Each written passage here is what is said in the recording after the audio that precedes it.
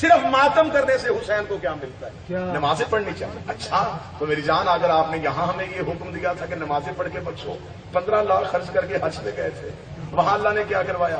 میرے اللہ تیرے بندے آ گئے، حکم فرمایا وہ صفا وہ مروہ دوڑ کے آؤ. وہاں کھڑے ہو کے کہہ دے میرے اللہ یہاں دوڑنے سے ابراہیم کو کیا ملے گا،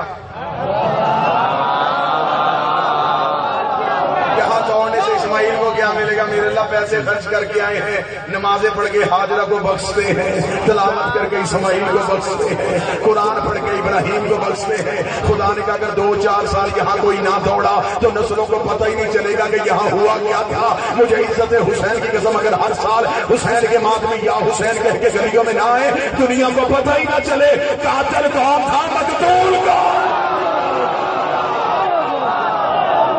یہ ہے حسین